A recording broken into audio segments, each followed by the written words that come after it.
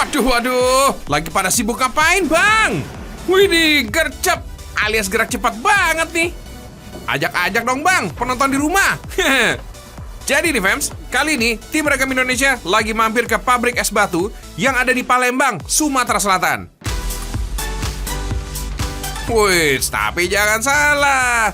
Es batu yang ini bukan diperuntukkan untuk konsumsi kulineran ya, melainkan digunakan untuk kebutuhan pengawetan ikan dan bahan makanan. Makanya ukurannya juga nggak main-main. Es balok super jumbo. Buat penggemar ikan, pasti tahu dong nikmati ikan segar yang baru ditangkap ataupun dibeli di pasar. Nah, untuk dapat menikmati ikan segar seperti ini, gak bisa sembarangan, fams. Habis ditangkap, ikan harus segera diturunkan suhunya menggunakan es batu alias dibekukan. Tujuannya agar kandungan asam lemak dan protein pada ikan tetap terjaga dan ikannya tetap fresh. Sebab kalau ikan gak dibekukan, akan terjadi oksidasi lemak. Oh, gitu toh. Dan membuat rusaknya kandungan protein pada ikan. Waduh, jika sudah begini, nilai gizi pada ikan pun akan turun dan bikin rugi yang makan, fams. Selain itu, jika ikan tidak dibekukan, membuat peluang tumbuhnya bakteri atau mikroba bertambah cepat. Wah, bisa-bisa ikannya bakal cepat busuk, fams. Syukurnya nih, masih ada tempat pembuatan es batu balok seperti ini yang bertahan hingga sekarang. Walau kini sudah banyak teknologi yang semakin modern, pembuatan es batu balok di sini masih terus berjalan, fams. Terutama untuk keperluan nelayan dan pasar-pasar tradisional. Namanya es batu balok Alwi Asega. Pabrik yang satu ini bukan sembarang pabrik. Umurnya kini hampir mencapai 1 abad atau 100 tahun, fams. Lama ya?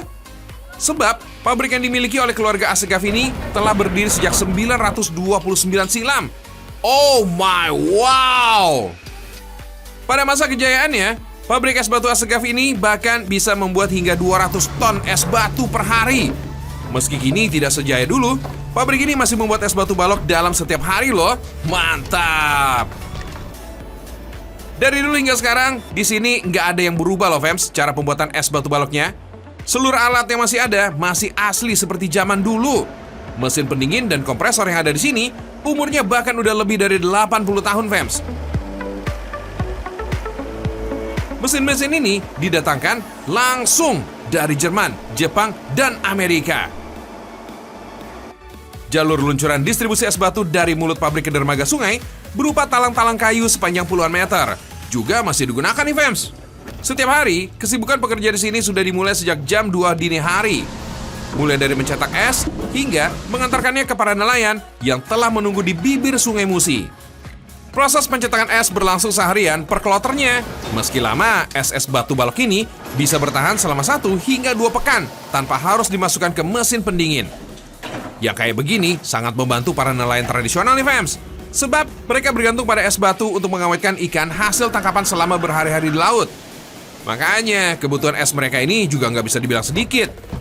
Setiap kapal biasanya butuh 2 hingga 6 ton es batu balok, tergantung muatan kapalnya, fams.